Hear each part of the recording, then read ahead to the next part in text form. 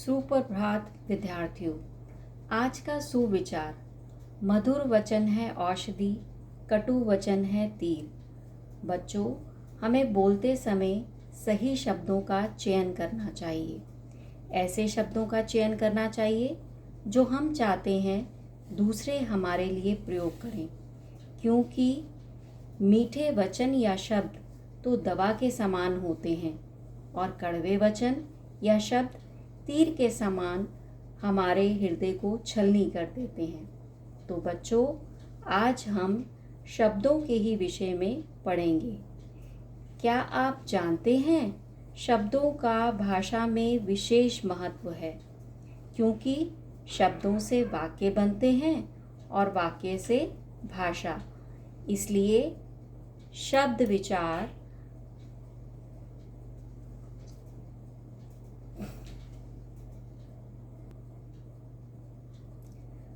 विचार व्याकरण का एक विशेष अंग है, जिसके अंतर्गत हम पढ़ेंगे शब्द की परिभाषा।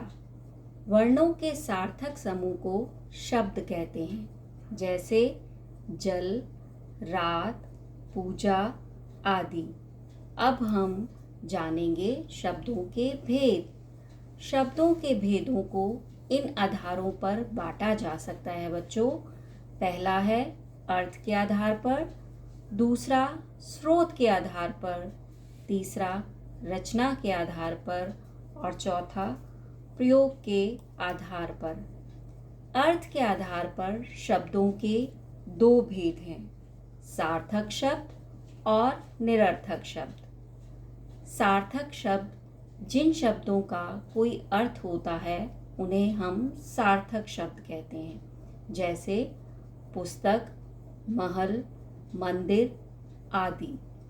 निरर्थक शब्द जिन शब्दों का कोई अर्थ नहीं होता, उन्हें हम निरर्थक शब्द कहते हैं, जैसे कमत, जमत, हगम आदि। आपने देखा, क्या कमत, जमत आपने कहीं सुना है?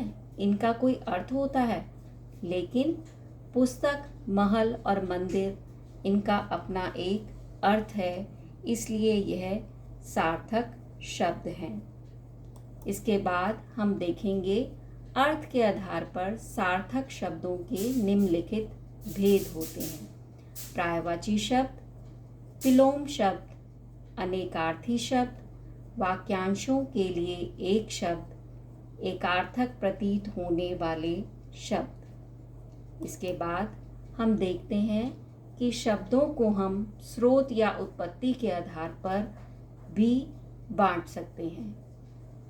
इसके आधार पर हमारे चार भेद हैं, तत्सम, तद्भव, देशज, विदेशी।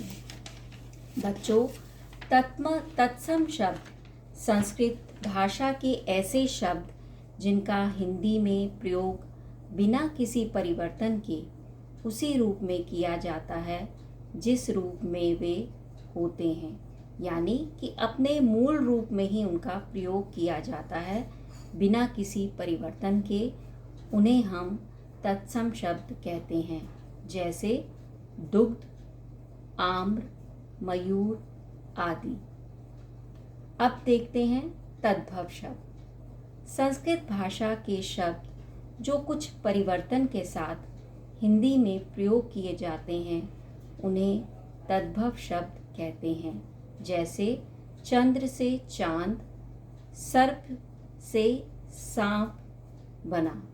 हमने हिंदी में इसका प्रयोग करते वक्त चंद्र को चांद में परिवर्तित किया, सर्प को सांप में परिवर्तित कर दिया, तो यह तद्भव शब्द कहलाए।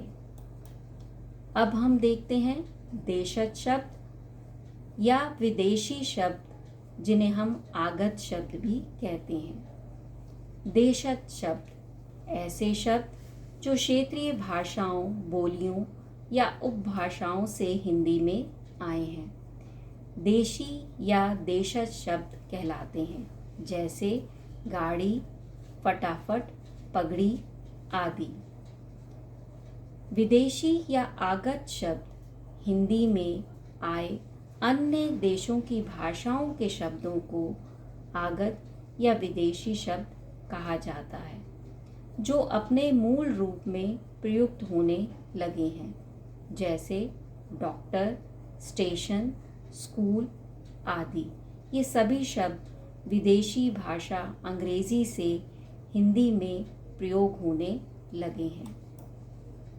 आगे हम देखते हैं रचना या बनावट के आधार पर शब्दों को किन किन रूपों में हम देखेंगे। रूढ़ शब्द, यौगिक शब्द, यौगरूढ़ शब्द।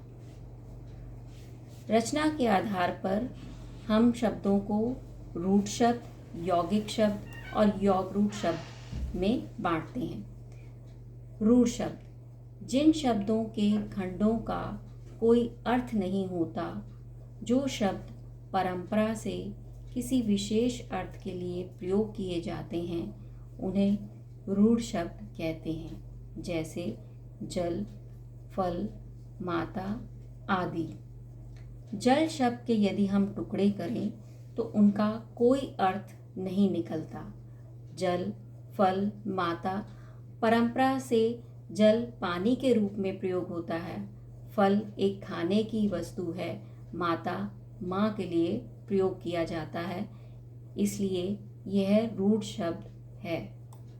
आगे देखेंगे हम यौगिक शब्द। ऐसे शब्द जो दो या दो से अधिक शब्दों के मेल से बने हों तथा उनके खंड करने पर उनके प्रत्येक खंड का अर्थ निकलता है, वे यौगिक शब्द कहलाते हैं। जैसे यज्ञशाला। यज्ञ और शाला दो शब्दों से मिलकर बना है, जिसका अर्थ है यज्ञ के लिए शाला। हिमालय हिम और आलय शब्दों को जोड़कर बना है, जिसका अर्थ है हिम का आलय। यौगरूढ़ शब्द। ऐसे यौगिक शब्द जिनका प्रयोग किसी विशेष अर्थ में होता है, उन्हें यौगरूढ़ शब्द कहते हैं। जैसे दशानन, अर्थात दश है आनंद जिसके, यह रावण के लिए प्रयोग होता है। रावण विशेष अर्थ देता है, इसलिए यह यौगरूढ़ शब्द कहलाएगा। अब हम देखेंगे प्रयोग के आधार पर शब्दों के भेद। ये दो हैं, विकारी और अविकारी। विकारी शब्द, जिन शब्दों के रूप, लिंग, वचन और कारक के अनुसार बदल जाते हैं, वे विकारी शब्द कहलाते हैं। जैसे संज्ञा, सर्वनाम, विशेषण, क्रिया। अविकारी शब्द वे शब्द हैं जिन शब्दों के रूप हमेशा एक से रहते हैं, अविकारी शब्द कहलाते हैं। जैसे क्रिया विशेषण, संबंध बोधक, समुच्चय बोधक, विस्मय आदि बोधक। आज हमने बच्चों इस पाठ में शब्द की परिभाषा व उसके विभिन्न भेदों को जाना। आशा है आप सबको अच्छे से समझ आ गया होगा। धन्यवाद।